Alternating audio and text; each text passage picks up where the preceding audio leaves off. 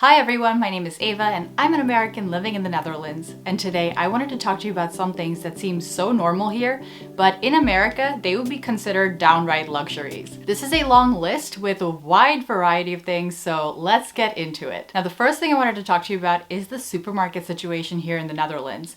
In the Netherlands, basically every neighborhood in a city or in a town, you will find a supermarket that is pretty accessible. In the US, that is not a given. If you live in a neighborhood with a supermarket nearby, then that is considered a luxury. That is a perk of the neighborhood. Because of this, in the US, for instance, I didn't know anyone who went grocery shopping almost every day. People would either go once a week or twice a week, something like that. Whereas in the Netherlands, it is not uncommon for people to go almost every day. And that is because there are so many supermarkets that it is pretty easy for you to just stop by one on your way from work to your house. And I don't mean having to go way out of your way to do that. No, I mean it's basically on your way. And it kind of almost doesn't matter where you live or work unless you live on a farm. You pretty much can expect that there will be a supermarket that is sort of conveniently on your way home. This is so normal to me here now that I almost find it hard to imagine having to drive to the supermarket. And driving there not because you're trying to buy too many groceries at once, but because you kind of don't have a choice. So if you need to run out to grab a pack of milk, in my case, oat milk, in the Netherlands that takes me about a 5-minute walk, whereas in the US that's easily a 5-minute drive if you're lucky. Now, staying on the topic of non-luxury things that you can expect to find in your neighborhood here in the Netherlands, we're going to talk about bakeries. In the US, if there is a bakery nearby, then that's considered a luxury. Even more of a luxury if that bakery is a little bit affordable, but that's typically not the case. Now, here in the Netherlands, the bakeries are way more affordable than what I was used to back in the US. They're still, of course, more expensive than if you were to get those same goods at a supermarket, but first of all, they're abundant. In basically every neighborhood, you can also find a local bakery. Similarly, another item that would be considered a luxury in the US is cheese, whereas this is the Netherlands, and you have good cheese in the US. But if you are trying to get good cheese, then that is going to cost you, and it's also not as easily accessible. Whereas here in the Netherlands, basically in the supermarkets or just in cheese shops that you also just have, you will find cheese that is good and affordable. But in the US, you're paying, I don't know, $10 for a piece of cheese. And if you think that's an exaggeration or that sounds like a lot, just know that it's probably more now. Thanks, inflation. Now, the next item on the list is how easily one can travel to other countries when you live in the Netherlands. And this is definitely a luxury in the US. So I want to elaborate a bit more on this topic, but first, I love traveling to other countries and I know that you do too. So I have a great tip for you for the next time you go traveling. I want to take a moment to introduce you to the sponsor of today's video, Saily. Saily is an eSIM that's brought to you by NordVPN. Now, for those of you not familiar with eSIMs, eSIMs are like physical SIMs, but you can activate them digitally and all you need is the app. Now, with traditional physical SIMs, I find that getting one can actually be quite a hassle. So even though I travel a lot, I'm so lazy. I think the last time I got a physical SIM was in 2013. Is 2013 more than 10 years ago? Oh, wow. Okay, besides the point. Anyway, another big reason I like eSIMs, and especially Saily, is because they're the more affordable option, hands down. I used to pay so much for data on my trips, and I just don't anymore. So let me show you how this works and exactly how affordable Saily is. So first, the way it works is that you buy a plan for the country you're visiting. I'm gonna select the Netherlands. And what did I tell you? The data plan started at just €4. Now, if you're buying the plan on the website, you'll need to download the app. Just install Saily on your phone and then you can actually activate it before you leave. And that is fantastic because then you'll have data from the moment you land at your travel destination. And the best part of all of this is that you can get an exclusive 15% discount on Saily plans with my code Americano at checkout. Download the Saily app or go to saily.com/Americano to check it out. Okay, so as I was telling you, in the Netherlands, it is pretty easy to travel to other countries.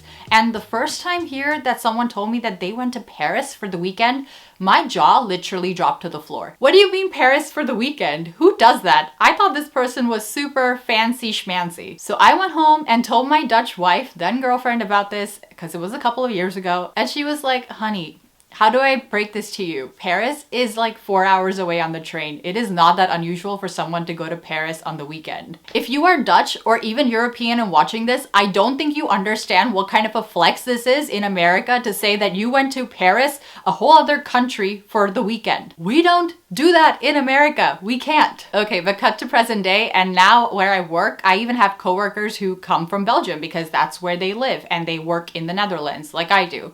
And that is becoming less and less unusual for me. And now that I've lived here a couple of years, I have also taken advantage of this fact that you can travel easily between the Netherlands and other neighboring countries. So just this year, I went to Paris twice, also for like a long weekend. So yeah, if I feel like a Parisian croissant one of these days, I will just get myself on that train and go to Paris and get myself a croissant.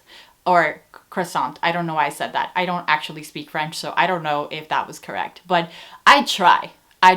Okay, now let's talk about a few things around the house that is pretty common in the Netherlands. Like, I've seen very many people who have these items that I'm going to be talking to you about, and they seem really commonplace. Whereas in America, you would be a fancy schmancy individual if you had any of these items. So the first thing that I wanted to mention is this bathroom rack to warm up your towel. I can't remember ever having seen this in the US, maybe at a fancy hotel, but in the Netherlands, this is just normal. You have this in your bathroom, and people really use it to have their towels nice and dry and warm.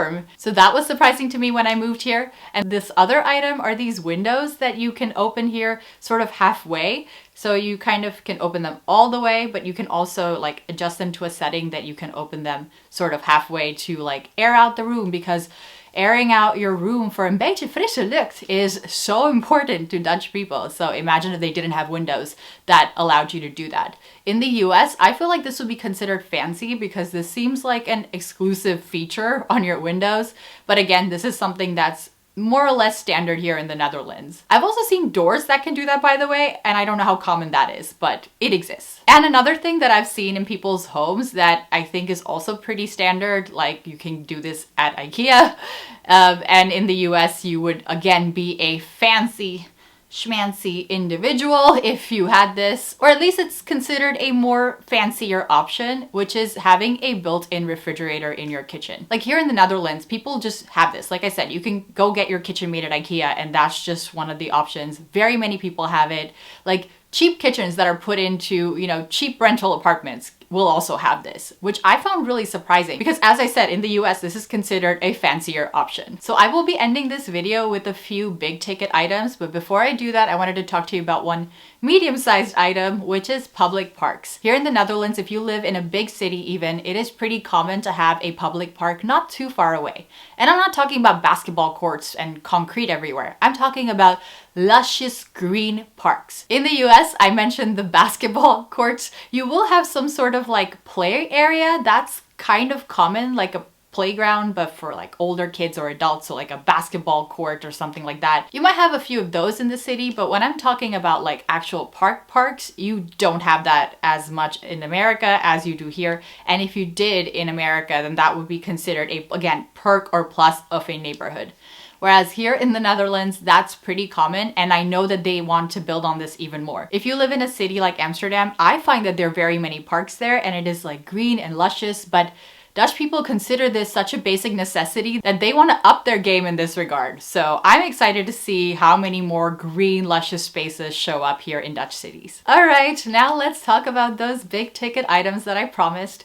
And I always find it difficult to talk about these topics, even though I've mentioned them very many times in my videos. But I'm gonna do it anyway because they're absolutely very, very important, especially when you talk about something like this. Things that are normal in the Netherlands that would be considered a luxury in the US. And it is with great pain and sorrow in my heart that I say that affordable healthcare is normal in the Netherlands, and in America, it's definitely a luxury. So in America, if you are someone with great insurance through your job, you are one of the lucky ones. And in the Netherlands, that is just not the case. The standard health insurance here in the Netherlands will be considered a luxury in America. And of course, I don't need to tell you about the fact that if you get into an emergency accident and need to get into an ambulance or go to the hospital in America, that could pretty much bankrupt you. So what a luxury if that doesn't happen to you in the Netherlands. The next thing I wanted to mention is paid parental leave. In the Netherlands, every individual who has a child gets paid parental leave. that is considered standard and commonplace. You do not just get paid parental leave if your employer is a fancy employer that gives you fancy paid parental leave. This is a legal requirement. In America, until recently, you didn't even have unpaid parental leave. So now you have some unpaid parental leave in America, but here in the Netherlands, it's paid. And the Netherlands actually doesn't have amazing parental leave when you compare it to other countries in Europe, especially when you're talking about the birth parent.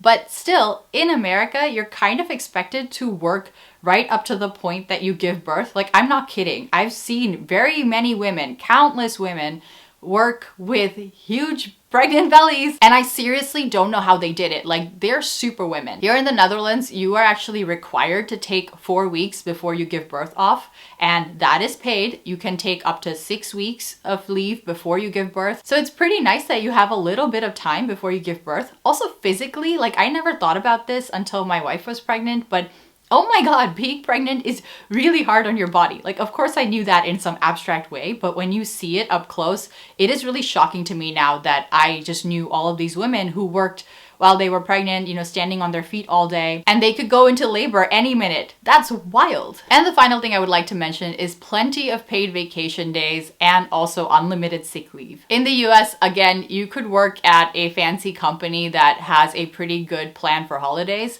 but sometimes they have an unlimited number of holiday days that you can take, and people working there actually don't end up taking very much because they're still then competing with their peers, and then if your colleague you work with, if they take less holiday days, then you don't want to be the slacker that takes more holiday days. So it's very much in the culture to not do that. Whereas here in the Netherlands, people are required to have a minimum of 20 days of paid vacation. And I think in the US, that's already quite high. But in the Netherlands, that would be considered the bare minimum. Like, I don't know anyone who has just 20 days. Most people have more than that. Okay, and maybe saying unlimited sick leave is a bit misleading, but for up to 2 years in Netherlands, you could be sick. So if you get a burnout here, for instance, you could have like a longer term leave. But in the US, you have something called sick days. So if you're sick, you need to call in and use one of your sick days, and you start off a year with a set number of sick days. Here in the Netherlands, you have a bad migraine, you can call your boss and be like, I'm so sorry, I'm not going to be productive at work today. And that is not the same as taking a sick day, because let's just say you catch something and you're sick, I don't know, every other week. You could do that here in the Netherlands. People aren't thinking about how many days they have to budget for being sick each time they get sick. People just call in sick when they're not feeling well and they feel like they're not going to be productive at work. This is so different in America that I think because you don't have sick days here in the Netherlands, I feel like informally from what I've heard from Americans who've moved here, that they have trouble actually calling in sick because they're like, I don't have any set number of days. Like, when am I sick enough to call in sick? And I know from my personal experience that I had to wait for the first year and a half at my job at a Dutch company to see what my colleagues did, my Dutch colleagues. And then afterwards I was like, okay, I think I understand how it works. And also my manager doesn't seem to be getting angry at them. So I can just call in sick when I am actually sick. And I do that now, and it is fantastic. It is not a luxury, it is just something that is standard and commonplace. So those are some things I wanted to share with you on this topic today. As usual, I'm curious to hear about your experiences, and if I left anything out that you find important, please let me know. And as usual, until next time, doei!